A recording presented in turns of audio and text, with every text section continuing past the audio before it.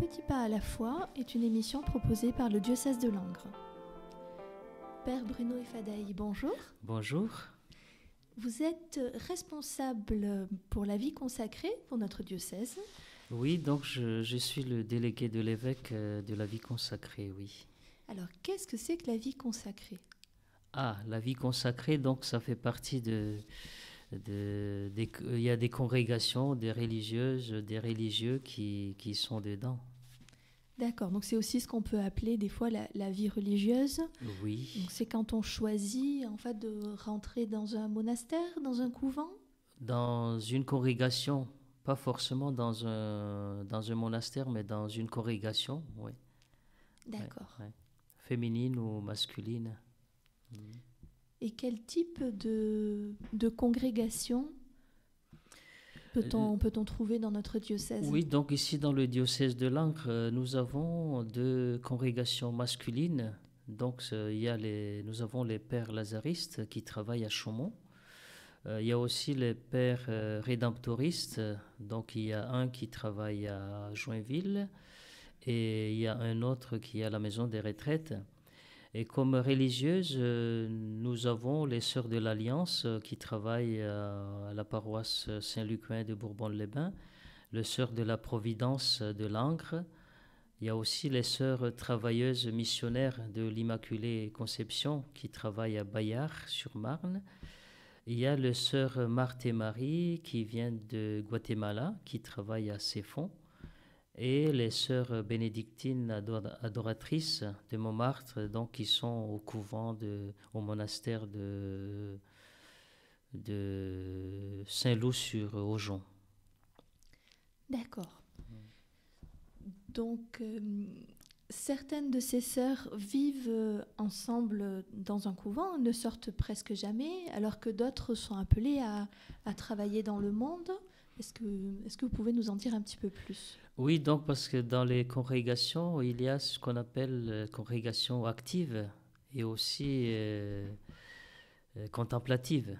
Donc dans le diocèse, donc nous n'avons que les sœurs de Montmartre, adoratrices, bénédictines adoratrices, qui font partie des congrégations contemplatives, c'est-à-dire qu'elles ne sortent pas.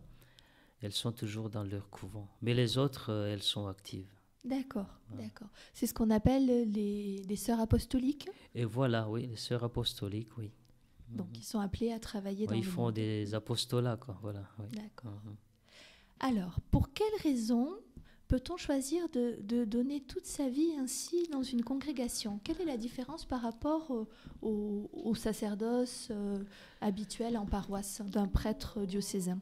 Oui, donc quand on parle de vie religieuse, donc il y a ce qu'on appelle les vœux religieux. Donc les religieuses, donc ils font des vœux, ce que les diocésains ne font pas. Donc à savoir le vœu d'obéissance, de pauvreté et de chasteté. Pourtant, les prêtres diocésains sont, comme tout baptisés, sont aussi appelés à vivre selon ces 3 principes évangéliques. Oui, c'est ce qu'on dit quand on était au séminaire. Je me souviens parce que moi, je suis ancien religieux. On nous a dit, oui, vous les religieux, vous faites les vœux, mais c'est nous les diocésains qui les vivent. Hein. Donc, oui, on peut dire comme ça qu'on ne fait pas des vœux, mais on vit quand même, par exemple, l'obéissance. Il y a l'obéissance à l'Église, à l'évêque, la pauvreté, donc oui. Mais il y a aussi la chasteté, donc oui, on fait des promesses à l'évêque. Voilà. D'accord, d'accord. Alors, l'une des missions particulières dans la vie consacrée, dans la vie religieuse, c'est la mission de prier. Oui, ça fait partie. Prier surtout dans la congrégation contemplative, comme on a dit tout à l'heure. Donc, il prie. Même là, donc, quand on parle de bénédictines ou bénédictins, on a la devise de Saint Benoît, ora et labora, c'est-à-dire prier et travailler.